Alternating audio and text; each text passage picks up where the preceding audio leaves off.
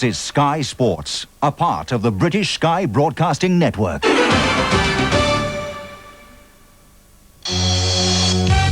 Today from Owensboro, Kentucky, it's the Battle of the Brands.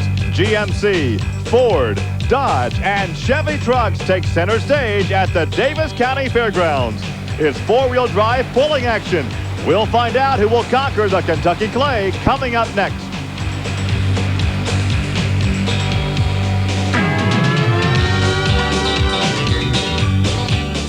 This is Trucks and Tractor Power, featuring the all-stars of TNT's All-American Pulling Series. Welcome to Trucks and Tractor Power on the Nashville Network. Today we're in Owensboro, Kentucky for four-wheel drive pulling competition. Hi everybody, I'm Gary Lee alongside Army Armstrong. In Army, the world of motorsports is diverse and varied, but there's one common denominator: Mother Nature. Boy, she could be holding a trump card on this one. It's been raining all afternoon long. The Lions Club is trying to get this track dialed in so we can get this show in. If we can do it, we're going to see some of the best four-wheel drive pullers in America tonight, Gary. This is your hometown. We expected better hospitality. Trucks and Tractor Power from the Davis County Lions Club Fairgrounds in Owensboro, Kentucky, as Army Armstrong, Gary Lee set to bring you all the action. But with muddy track conditions, there's still a question about how heavy that sled should be. Gary, right now they've got the sled set around 40,000 pounds, but what you have to remember is you don't want the sled too heavy on the starting line or too light on the finish line. We've got an interesting point we want to bring out. A lot of times people ask us about the names we mentioned, and we keep talking about Janke. Well, Jerry Janke is an engine builder out of San Antonio, Texas. That's where the name Janke comes from. Started in the sport of drag racing. Now we've got him over to truck pulling, and he's got his name and his motors are some of the biggest iron in this sport, Gary Lee. And he represents some of the biggest horsepower of all. And right now we are ready for our first hookup. And this will be Howard Lewis in the high roller, the 1988 national champion. He is driving a Chevrolet. A lot of question marks because of the weather. Again, the track crew, the sled is not official. The weight box comes up on the sled. You notice the sled has a tendency to move around behind the vehicle. He's picking up a lot of mud and throwing it back. I think they're going to have to reset the sled, Gary. He took it out here too easy. A full pull for Howard Lewis, the former national champion. Now, when you say the sled is not official, you mean? There has to be an agreement in this sport. This is unique. The agreement is between the track officials and the drivers themselves. And at the end of a run, you'll get a meeting. At the end of this run, you look for a TNT track official to go over and talk to Tony Osteen. If Osteen bangs it out the back door like Lewis did. Lewis in the Chevrolet, he actually made it look easy. If the Ford can do the same thing, I look for the track crew to reset the sled. Now remember, Mother Nature has got a lot of humidity in the air. These motors are making a whole lot of horsepower tonight. Well, that's the trade-off, a muddy track. A very wet track, but high humidity. Out of here. Yeah, he's out, Gary. Made it look easy, didn't he? Well, the engines we started to say the engines like this, the high humidity because they can manufacture more horsepower. So now we've had back-to-back full pulls. This is Tony Osteen, the Georgia Rebel, in a 1985 Ford 250, and he is all over this track. Gary, look for a meeting. Osteen's got tremendous ground speed at a half track. He's going to bang it out the back door. We are going to have a meeting, I bet. Well, of course, if there's too little weight on that sled and everybody has a full pull, we'd be here all night with the pull-off. And there is your meeting between Jeff Carter, an official with TNT, and the driver, Tony Osteen. Army, you go down and see what you can find out. Let me find Jerry. Hang on.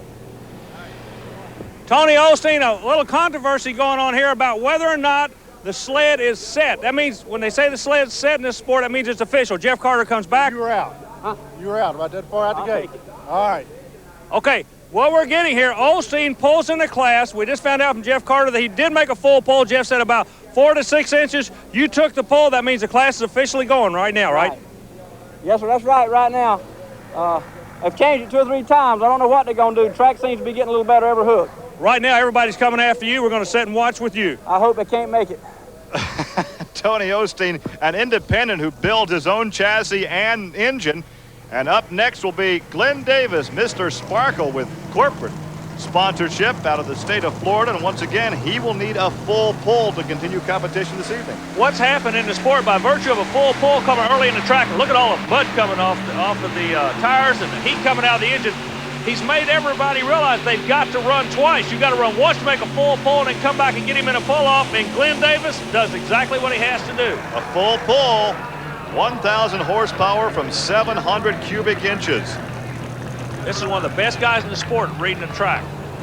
Yeah, but Gary, look who's following him to the sled. Another Florida puller. Let's see if he can read this track too. This is Charlie Lowe in Killer 2. This is the retiree. 1990 blue Ford Ranger, 688 cubic inches. Over 60 years of age, he's retired, and this is how he spends his retirement. West Palm Beach, Florida, home for Charlie Lowe, the Killer 2. Once again, he has to pull it out of here. He needs a full pull to stay in competition. There's a lot of moisture in the air, and that moisture settling on the top, about top half inch of clay on the track. If you can get through the top clay, you can make a good run. Lowe does it. It looks like he does it. Another full pull. Yep. Oh, we'll be here till breakfast with all the pull-offs. And remember, there's a big storm about 10 miles out is the word we're getting from the track crew. So a lot of pressure right now on the Davis County Lions Club members. Well, they're calling these official, but obviously we need more weight on the sled, but they can't add it now because the class is underway. Yeah, if they add the weight, they have to go back from ground zero and start the class all over again. The guys that have already run do not want to do that. They've got too much heat in the engine and clutch. Of course, keep in mind with the bad weather, the ominous clouds that we have right now, we have an excellent crowd on hand, and they have been very patient. And what is this? We're going to add some weight now? Yeah, Gary, we're just getting word they are going to go back and regroup on this. 2,200 more pounds of weight is going in the skid pan. Army will step aside as they sort this out and come back with more from Owensboro, Kentucky.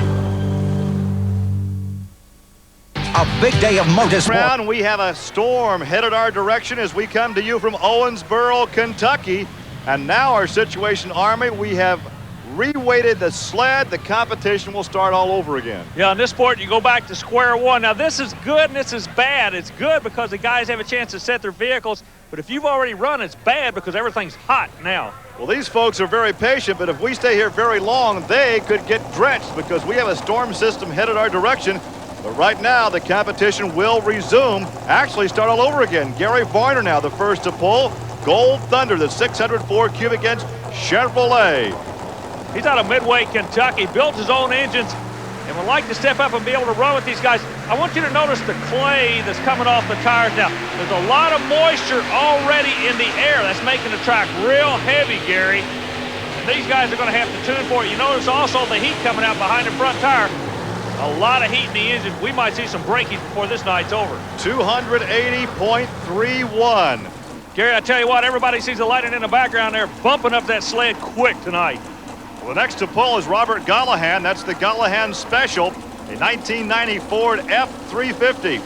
600 cubic inch Ford engine built by Lee Edwards, producing 1,200 horsepower. I like this paint job. The metal flake, beautiful candy apple red. And he has to take it out of here this evening. It looks like he has some trouble right there. He may have broken the rear axle. He only had front wheel drive, 286.27. And Army, you have an update for us. Hey, Gary, we got a unique situation there in Owensboro, Kentucky at the Davis County Fairgrounds. Normally, the 300-foot mark is the end of the track. That is not the case tonight. A big storm is behind us. The weather's coming this way. These guys have come from all over the country. The Lions Club members got together with the TNT Motorsport people, said, hey, pull it as far as you can. That's the guy that's going to win tonight. And these guys are literally loaded for bear in Kentucky. Well, that'll certainly put a strain on these power plants, and we can see some breakage as we witness the lightning in the background. And coming up next is Dewayne Baetage. That's the STP pulling team. The 1988 Chevy S10, another Jerry Janke-built 1,400 horsepower engine. This is Dwayne's first year in the pulling circuit. He's trying to get that all-important time in the seat. He's got the horsepower, he's got the chassis. Let's see if he's got the hot hand in the bluegrass state. He works the middle. Look at the mud coming up, Gary. The moisture's really settling in the track. Let's look at the 300-foot mark. He goes past it. That would be a full pull normally, but tonight, 304.73, so he has to take it as far as he possibly can. That will give Dewayne the lead here in Owensboro, Kentucky. Let's watch again. 304.73. I want you to realize on a 300-foot track, that's the way you set your gearing. And it's like a drag car. You set it for a maximum at the 300-foot mark. He went 304. In order to win it, you got to really lean on your motor tonight in Owensboro. Coming up next, the 1988 champion Howard Lewis in high roller. Now keep in mind, he had a full pull earlier that was nullified when they added the weight to the sled. So this is very taxing for this power plant to make this second run. Well, the reason it's so taxing is because of the heat factor. Not only in the engine, but in the clutch assembly, a lot of heat there. He's got to have a lot of ground speed. He does. He's got the ground speed. I think he's going into the lead. Look at that. 309 feet, 309.13, and that puts him on top of the standings, but no real change of expression in the cockpit. Lewis is an old pro. He knows if he can do it, somebody else can too. 309. Oh, look who's coming out now. Here's a guy that can do it. Yeah. Donnie Sanders, the Tennessean. Another Jerry Janke built engine. Donnie, though, built his own chassis, a 1989 Chevy. The 3 red holes at the top of the engine are the holes in the injector. When they turn black, you're into horsepower. They were black a foot off the start line. He works the left side of the track, trying to go on the other side of a 309. Gary Lee, does he do it? No, he won't do it this evening. Tonight, only 281.82. So once again, because of weather conditions, because of the pending storm we have moving in, they pull as far as they possibly can. If that means out of the county, it may take that to win this evening. We're talking about these drivers coming from all over the country. This young man came 13 miles. Terry Turner out of Lewisport, Kentucky.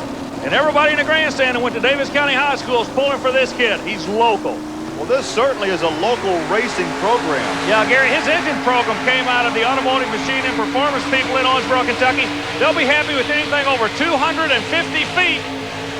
Yep, they're going to be happy, Gary. And he stops the sled at 275.25, or should I say the sled stops him at 275. And from the youngest to the eldest, Charlie Lowe, the Killer 2 out of West Palm Beach, Florida. He is the retiree. We'll just say he's 60-plus years of age in the 1994 Ranger. Keep an eye on Charlie. Listen to the engine.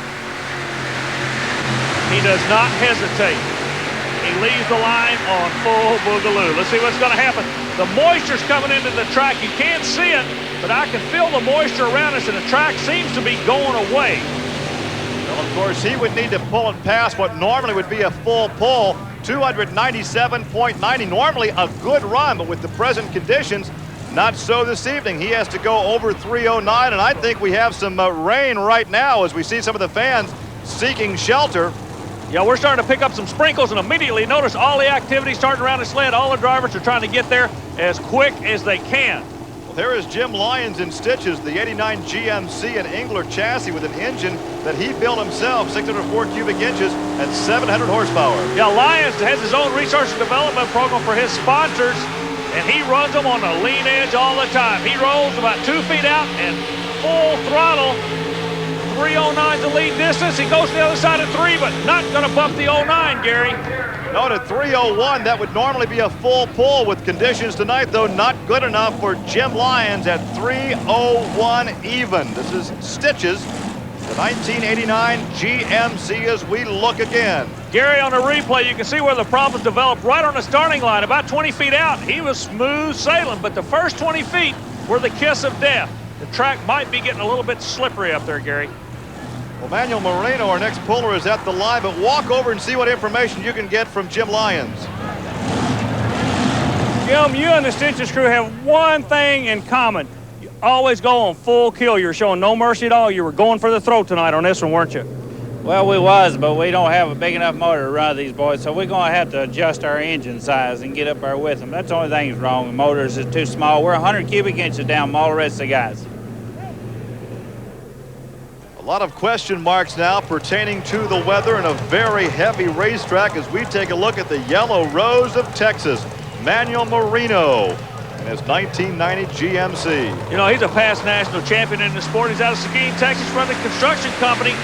Keeps the truck on tour and flies to and from the events chasing the national championship.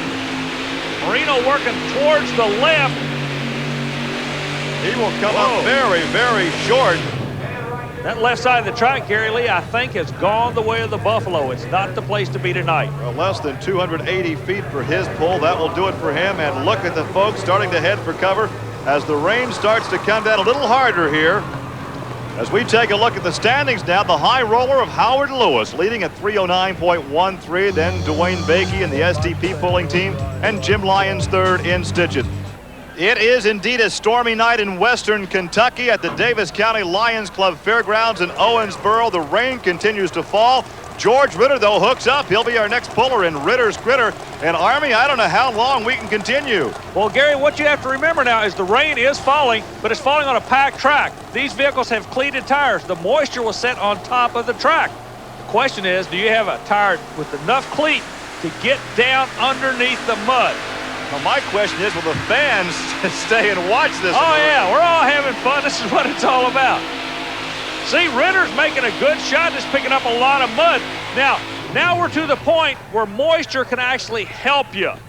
Well, it didn't help him, 243.67, and look at the moisture on the windshield as he pulls off the helmet.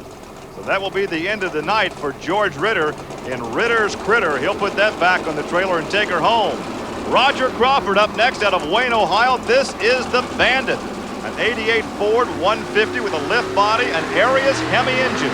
If you look on the screen, you can see dark spots in front of where he's running. That's where the track is packed hardest. Again, the moisture, if you get the sled on top of the moisture, it's almost like running on grease. Crawford knows it, but it's not going to work for him. You watch for this sled to change 180 degrees. It's going to get better for somebody before the night's over. I don't know who the somebody is. Somebody's got a break coming their way. Well, all the competitors very eager to get this evening over with, as now we have Robert Smith hook up. You saw his mascot, the big stuffed teddy bear in the passenger side of that cab. The Three Bears Racing Team, the 1982 Chevrolet. A lot of clutch dust comes out of Smith's vehicle. Again, I want you to notice the dark spots in front of it. He's running where other people have run tonight. Meanwhile, the rest of the track is getting real muddy or gooey. And not nearly good enough for Robert Smith at 266.58. So his evening concludes in the rain here in Owensboro. The Three Bears pulling team with the big teddy bear mascot in the cab with him. Gary, we're watching a replay come up on the screen. I want you to notice he stays on the left side of the track. Now, the last three trucks have gone to the left. And what that tells me, Gary Lee, is that left side of the track has gone away. We're in a replay status right now. They're backing the sled up to the starting line. Where are they going with the sled for the next puller? Well, the next puller is Glenn Davis, as we can see how hard it is raining. Now, Glenn Davis was out earlier, had a full pull before they added the additional weight. So you talked about this man being able to read a track as well as anybody. Let's see if he knows something the others didn't. Okay. Notice where the sled is right now. They backed it up to the right side of the track. Gary, he's going where no man has gone before. This kid is almost a genius at reading the track. By doing this, what he is speculating on is, I told you about all the goo, he wants to get the sled going in the grease. It'll be easy to pull. 309, if he can get 20 feet. Oh, he blocked right there. Yeah, but if he, watch this. You're going to see something great here. He balked, though, got back in the throttle and got the horsepower up, and look at this. We're on the end of the track. He's coming at us. 300 feet, 310, 320. Look at this. He's got it. Look at that. The kid. 330 feet. You talk about doing your homework. It's paying dividends for this kid out of South Florida, Gary. 330.33. Let's look again. Now watch him bog down just momentarily right there. Well, once he broke traction, so to speak, once he got the sled moving, developed some momentum in the sled, then the sled got up on the slick stuff, the grease, if you will, and then it took very little horsepower to pull it. So the rain has helped him. Exactly. So as some drivers say, I'd rather be lucky than good, and Glenn Davis was lucky this evening. He pulls in a heavy downpour, 330 feet. Army, you're down there in the rain to talk to Glenn. It's hard to believe you can lay down such a run like that, but just as slippery as the track is, it's also as slippery for the sled you're pulling, isn't it? Oh yeah, when the ground gets wet like this, it does make worse traction for your tires, but it also makes the pan slide a little better. But I had a really good hook and it come down, and looks like I'm ending up pretty good. Well, as the officials take a look at the very wet conditions, we understand now the event has been called official. Mother Nature shortens the pull here in Owensboro, Kentucky. The final results showing Glenn Davis at 330 plus in Mr. Sparkle. Then it's Howard Lewis in the high roller and Dewayne Baetage in the STP pulling team. And 2 drivers were left at the altar because of the weather. No hook due to rain. Tony Osteen, who had the full pull earlier in the Georgia Rebel, and Dave Willoughby in the 1940 Ford. That wraps it up from Owensboro, Kentucky. For Army Armstrong, I'm Gary Lee. Thanks for joining us. We'll see you next week on Trucks and Tractor Power.